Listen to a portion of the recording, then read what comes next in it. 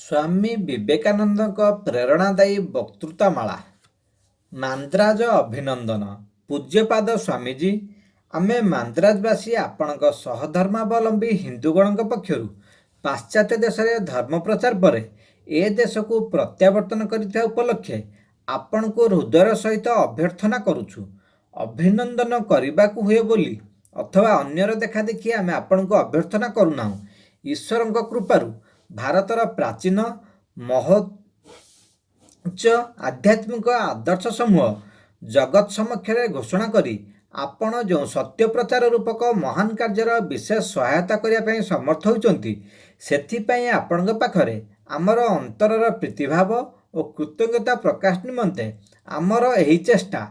ଚିକାଗୋରେ ଯେତେବେଳେ ଧର୍ମ ମହାସଭାର ଆୟୋଜନ ହେଲା, ସେତେବେଳେ ଆମର କତିପୟ ସ୍ୱଦେଶବାସୀଙ୍କର ସ୍ୱଭାବତଃ ଏହି ଆଗ୍ରହ ହେଲା ଯେ ଉକ୍ତ ମହାସଭାରେ ଆମମାନଙ୍କର ଏହି ମହାନ ଓ ପ୍ରାଚୀନ ଧର୍ମ ଯେପରି ଉପଯୁକ୍ତ ଭାବରେ ଆଲୋଚିତ ହୁଏ, ଯେପରି ମାର୍କିନ ଜାତି ଓ ସେମାନଙ୍କ ସାହାଯ୍ୟରେ ସମଗ୍ର ପାଶ୍ଚାତ୍ୟ ଜାତି ନିକଟରେ ଆମ ଧର୍ମ ଯଥାଯଥ ରୂପେ ବ୍ୟାଖ୍ୟାତ ହୁଏ। ଠିକ୍ ଏହି ସମୟରେ ଆପଣଙ୍କ ସହିତ ସୌଭାଗ୍ୟକ୍ରମେ ଆମମାନଙ୍କର ସାକ୍ଷାତ ହେଲା। ଆମେ ସେତେବେଳେ ସବୁ ଜାତିର ଇତିହାସରେ ଚିରକାଳ ଧରି ଯେଉଁ ସତ୍ୟ ପ୍ରମାଣିତ ହୋଇଛି, ଅର୍ଥାତ୍ ସମୟ ହେଲେ ସତ୍ୟ ସନ୍ଧାନକୁ ଆଗେଇ ନେବାରେ ସାହାଯ୍ୟ କରିବା ପାଇଁ ଉପଯୁକ୍ତ ଲୋକଙ୍କର ଆବିର୍ଭାବ ହୋଇଥାଏ, ତାହା ପୁଣି ଉପଲବ୍ଧ କଲୁ। ଯେତେବେଳେ ଆପଣ ଉକ୍ତ ଧର୍ମ ମହାସଭାକୁ ହିନ୍ଦୁ ଧର୍ମର ପ୍ରତିନିଧିତ୍ୱ କରିବା ପାଇଁ ସ୍ୱୀକାର କଲେ, ସେତେବେଳେ ଆପଣଙ୍କ ଅପୂର୍ବ ଶକ୍ତିର ପରିଚୟ ପାଇ ଆମମାନଙ୍କ ମଧ୍ୟରୁ ଅନେକ ବୁଝିଥିଲେ ଯେ ଉକ୍ତ ଚିରସ୍ମରଣୀୟ ଧର୍ମସଭାରେ ଆପଣଙ୍କ ପରି ହିନ୍ଦୁ ଧର୍ମର ପ୍ରତିନିଧି ଅତି ଦକ୍ଷତାର ସହ ତାହାକୁ ସମର୍ଥନ କରିବେ। ଆପଣ ଯେପରି ସ୍ପଷ୍ଟ ଭାଷାରେ ବିଶୁଦ୍ଧ ଓ ପ୍ରାମାଣିକ ଭାବରେ ହିନ୍ଦୁ ଧର୍ମର ସନାତନ ମତ ସମୂହ ପ୍ରକାଶ କରିଥିଲେ, ସେଥିରେ କେବଳ ଯେ ଉକ୍ତ ମହାସଭାର ସଭ୍ୟଗଣଙ୍କ ହୃଦୟ ବିଶେଷ ଭାବରେ ଆକୃଷ୍ଟ ହୋଇଥିଲା ତାହା ନୁହେଁ, ଅନେକ ପାଶ୍ଚାତ୍ୟ ନରନାରୀ ଉପଲବ୍ଧି କରିଥିଲେ ଯେ ଭାରତୀୟ ଧର୍ମ ନିର୍ଝରିଣୀରୁ ଅମର ଜୀବନ ଓ ପ୍ରେମ ଆସ୍ୱାଦନ କରି ସମଗ୍ର ମାନବ ସମାଜର ପୂର୍ବାପେକ୍ଷା ଅଧିକତର ପୂର୍ଣ୍ଣତର ଉନ୍ନତି ହୋଇପାରେ, ଯାହା ଜଗତରେ ଆଉ କେବେ ହେଲେ ଦେଖାଯାଇ ନଥିଲା।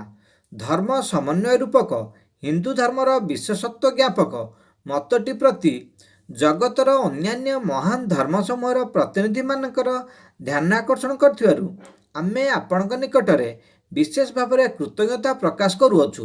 ପ୍ରକୃତ ଶିକ୍ଷିତ ଓ ସତ୍ୟାନୁସନ୍ଧିତ୍ସୁ ବ୍ୟକ୍ତିଗଣଙ୍କ ପକ୍ଷରେ ବର୍ତ୍ତମାନ ଆଉ ଏପରି କହିବା ସମ୍ଭବ ନୁହେଁ ଯେ ସତ୍ୟ ଓ ପବିତ୍ରତା କୌଣସି ବିଶେଷ ସ୍ଥାନରେ ବା ସମ୍ପ୍ରଦାୟରେ ଆବଦ୍ଧ, କିମ୍ବା ଏହା କୌଣସି ବିଶେଷ ମତ ବା ସାଧନ ପ୍ରଣାଳୀର ଏକଚାଟିଆ ଅଧିକାର, ଅଥବା କୌଣସି ବିଶେଷ ମତ ବା ଦର୍ଶନ ଅନ୍ୟ ସବୁଗୁଡ଼ିକୁ ନିରସ୍ତ ଓ ବିନଷ୍ଟ କରି ସ୍ୱୟଂ ପ୍ରତିଷ୍ଠିତ ହେବ।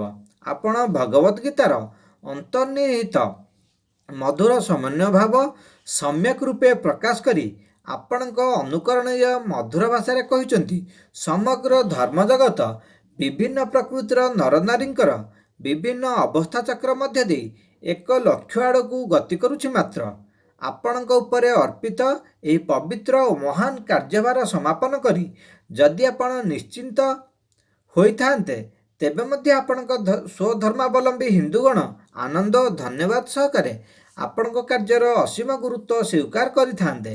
କିନ୍ତୁ ଆପଣ ପାଶ୍ଚାତ୍ୟ ଦେଶକୁ ଯାଇ ଭାରତୀୟ ସନାତନ ଧର୍ମର ପ୍ରାଚୀନ ଉପଦେଶକୁ ଭିତ୍ତି କରି ସମଗ୍ର ମାନବ ଜାତି ନିକଟରେ ଜ୍ଞାନାଲୋକ ଓ ଶାନ୍ତିର ସୁସମାଚାର ବହନ କରିଛନ୍ତି। ବେଦାନ୍ତ ଧର୍ମ ଯେ ବିଶେଷ ଭାବରେ ଯୁକ୍ତିସଙ୍ଗତ, ତାହା ପ୍ରମାଣ କରିବା ପାଇଁ ଆପଣ ସବିଶେଷ ଚେଷ୍ଟା କରିଛନ୍ତି। ସେଥିପାଇଁ ଆମେ ଆପଣଙ୍କୁ ଧନ୍ୟବାଦ ପ୍ରଦାନ କରୁଛୁ। କିନ୍ତୁ ଆପଣ ଆମର ଧର୍ମ ଓ ଦର୍ଶନ ପ୍ରଚାର ପାଇଁ ସ୍ଥାୟୀ ଭାବରେ ବିଭିନ୍ନ ଶାଖା ବିଶିଷ୍ଟ ଗୋଟିଏ କର୍ମ ପ୍ରଧାନ ମିଶନ ପ୍ରତିଷ୍ଠା କରିବାକୁ ଯେଉଁ ଗୁରୁତର କାର୍ଯ୍ୟଭାର ଗ୍ରହଣ କରିବାର ସଂକଳ୍ପ କରିଛନ୍ତି, ସେ ବିଷୟ ଉଲ୍ଲେଖ କରିବାରେ ଆମେ ବିଶେଷ ଆନନ୍ଦ ବୋଧ କରୁଛୁ। ଆପଣ ଯେଉଁ ପ୍ରାଚୀନ ଆର୍ଯ୍ୟମାନଙ୍କର ପବିତ୍ର ପଥର ଅନୁସରଣ କରୁଛନ୍ତି ଏବଂ ଯେଉଁ ମହାନ ଆଚାର୍ଯ୍ୟ ଆପଣଙ୍କ ଜୀବନରେ ଶକ୍ତି ସଞ୍ଚାର କରି ତାଙ୍କର ଉଦ୍ଦେଶ୍ୟ ସମୂହ ନିୟମିତ କରିଛନ୍ତି, ସେମାନେ ଯେଉଁ ଉଚ୍ଚ ଭାବରେ ଅନୁପ୍ରାଣିତ ହୋଇଥିଲେ, ଆପଣ ମଧ୍ୟ ସେହି ଉଚ୍ଚ ଭାବରେ ଅନୁପ୍ରାଣିତ ହୋଇ ଏହି ମହାନ କାର୍ଯ୍ୟରେ ଆପଣଙ୍କର ସମସ୍ତ ଶକ୍ତି ନିଯୁକ୍ତ କରିବା ପାଇଁ କୃତସଂକଳ୍ପ ହୋଇଛନ୍ତି।